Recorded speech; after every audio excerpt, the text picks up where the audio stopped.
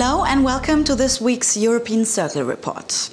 Barack Obama is going to keep his promise. He will officially end the war in Iraq. This was the message of an internationally broadcasted speech the American president gave in Atlanta in front of veterans who had been wounded. They cheered enthusiastically at Obama's words. At the end of August, already a majority of the US troops will have left Iraq. Already we have closed or turned over to Iraq hundreds of bases. We're moving out millions of pieces of equipment in one of the largest logistics operations that we've seen in decades. By the end of this month, we'll have brought more than 90,000 of our troops home from Iraq since I took office. 50,000 soldiers will remain in Iraq until the end of 2011. They will instruct Iraqi troops to countervail terrorist activities. However, Obama does not consider the troop withdrawal as the end of American mission in Iraq. And the hard truth is we have not seen the end of American sacrifice in Iraq.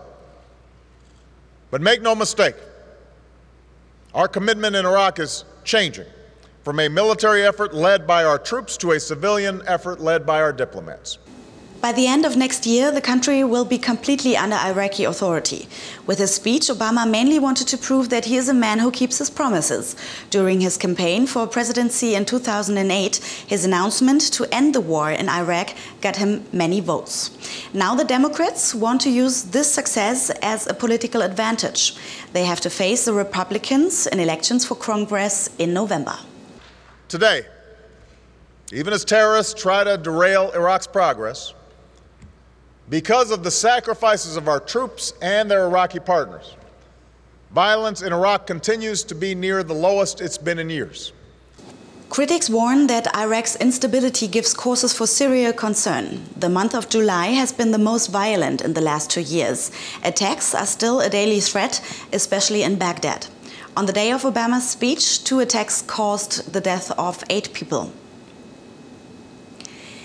Devastating floods are wreaking havoc in Pakistan. 4.2 million people are affected, among them 1.4 million children. Up to 1,400 people are reported to have died so far. The worst monsoon rain in the country's history has caused many rivers to burst their banks.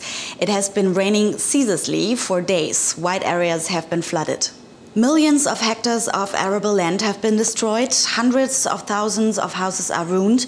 Drinking water, food and medical treatment are urgently needed. The German Red Cross has reported cases of cholera. Flood victims criticize that the state aid is taking too long. Taliban and subordinate extremist organizations are taking advantage of this situation. Their well-organized network supplies many people with water and food. Thus, they hope to gather new followers. However, the US is also trying to gain a positive image. Secretary of State Hillary Clinton states that the people of Pakistan can rely on the help of the United States.